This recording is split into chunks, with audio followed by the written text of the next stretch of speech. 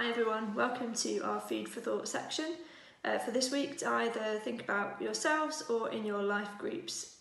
So on Sunday I spoke a bit from Philippians chapter 3 verses 12 to 21, and we were thinking in a bit more detail about what it means for our citizenship to be in heaven. We explored a bit that means really for us to be living out heavenly values here on earth.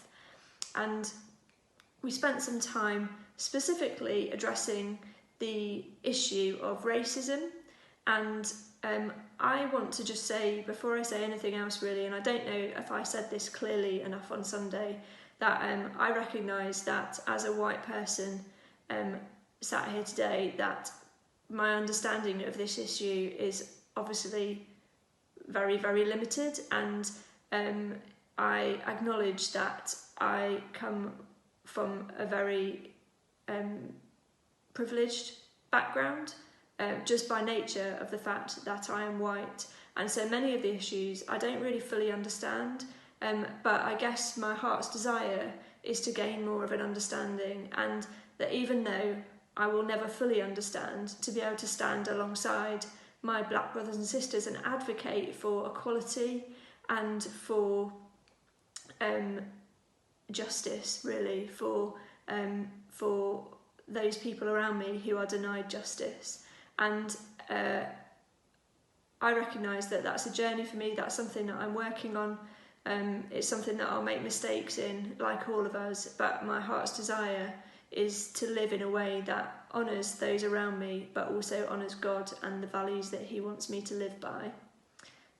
See, God actively seeks justice, and justice is not a passive thing.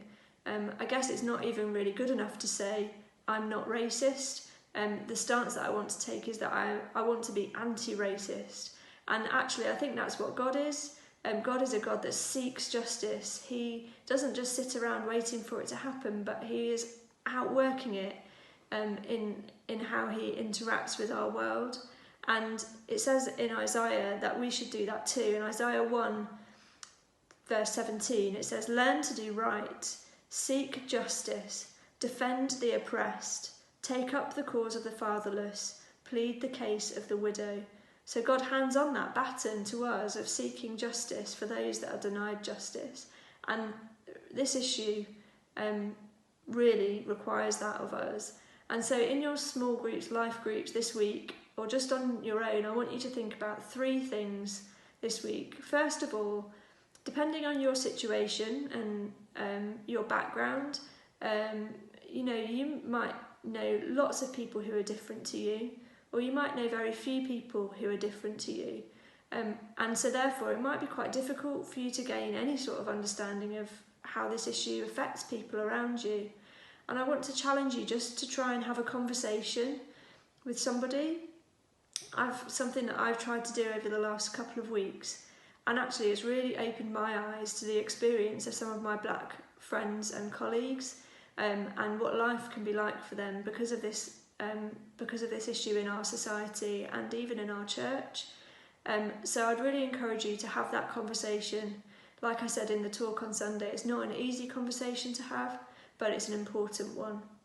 Secondly, I want you to think about individually, you as an individual, what might it look like for you to live out heavenly values here on earth? What might you need to change? How might you need to adjust your attitudes or your behaviours? And thirdly, as life groups, I want you to think about what does it look like for us as a church to live out more heavenly values? In what ways might we need to change as a church to ensure that we are enabling people to be on an even footing and for us to be representative of all of God's amazing people? I'll leave those with you. There's loads of resources online that you might want to look at, but I think just starting the conversation is a really good starting point. Thanks for listening.